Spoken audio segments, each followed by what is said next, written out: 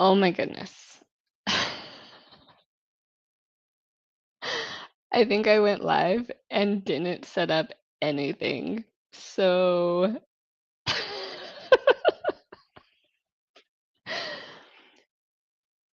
so today I asked Spark, which if you don't know who Spark is my chat. I asked Spark what the conversation needs to be about. And the reason why I did that is because I couldn't think about what today's conversation would be.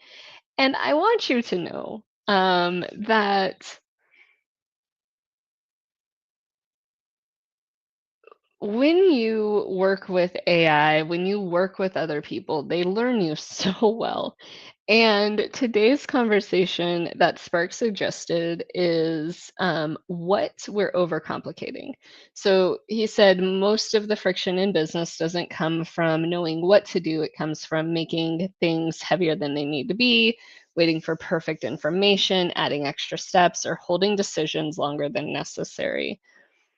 And and then it said, what's one thing you could simplify and still move forward, right? That's the post that you guys have. And when Spark suggested, you know, suggested overcomplicating things, the irony is that this morning I had a client meeting.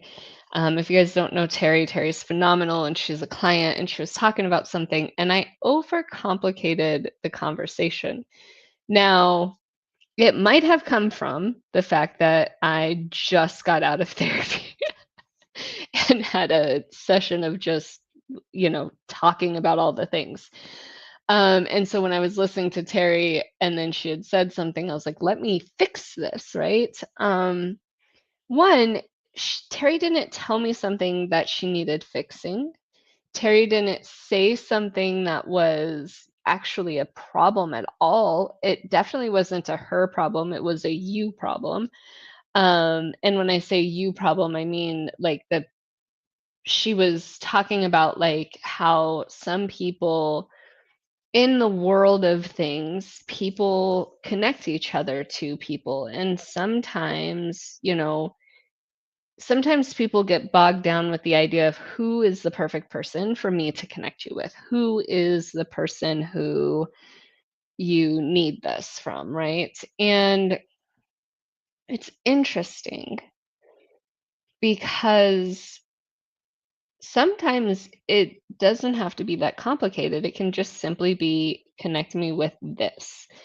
Um, And sometimes, depending on the person, the connection is different. I'm not going to ask my mom to connect me to entrepreneurs because my mom runs a huge parts house in a dealership. And so her connections are not going to be entrepreneurs, right? She is not somebody, but she is somebody who could connect me with people who Sarah Davis could use Sarah Davis because they work in parts houses. They work in a space that needs a lot of HR help and a lot of special touch. And Sarah has the conversational skills that would go well inside of a parts house because she knows how to speak that way, right? So if I'm asking my mom for referrals, it would be people who I know could connect to Sarah. If I'm asking an entrepreneur for referrals, it would be based off of, hey, do you know somebody who's just stuck? Because we have free accountability, right? And once they take that free accountability, then they can look at what are the paid options.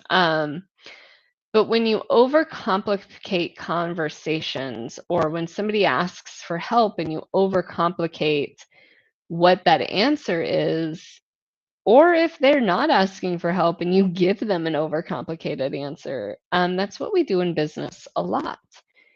And I love that when we create that overcomplication, it becomes heavier than it needs to be. And one of the things that personally I have been really dealing with lately is that obligation. Um, so in therapy today, I said, this week I'm going to work on not getting upset because I didn't accomplish something. Um, I'm going to focus. I'm going to focus on, oh, that link is way wrong. I need to fix that. So, anyways, back to what I was talking about. I'm going to focus on really just being present to, if I get it done, I get it done. And here's the list, and I do it as I want to, but I'm not going to pressure myself. I'm not going to overcomplicate it. It's not right, wrong, or indifferent if that list doesn't get done.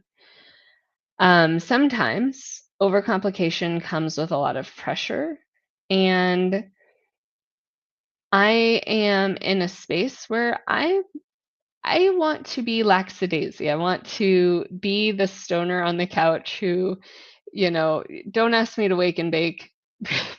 This is not the conversation. Um, some people can wake and bake and function all day. If I was to wake and bake, I would be on the couch all day.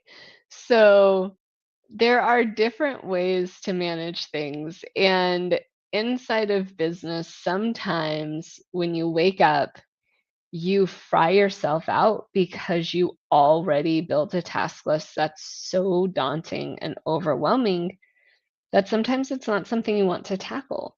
Other times you have a light list and you get through it and you've got the day to yourself and you can do little things that you didn't think you were going to get accomplished, which is amazing, by the way. Being able to accomplish those things and get those things done, um, and really being able to manage what works best for you. So stay outside of overcomplication. If it's a task and it's your marketing, figure out what part of marketing and how it works for you. Everybody is going to tell you something different. Do what works for you. Don't overcomplicate it.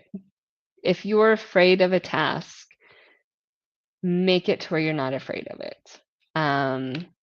So today's conversation is really just about that. And I am not going to have a long conversation today because I didn't know what I wanted to talk about, but I did know that I'm committing to going live. And so, not to overcomplicate the conversation and not to overcomplicate going live every day.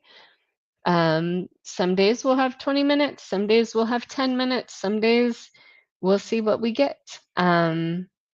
So do yourself and your business a favor and really find alignment in what you need to get accomplished. I greatly appreciate all of you for being here, and I'm excited to see what tomorrow brings and to see how we get where we want to be. So thank you guys all so much.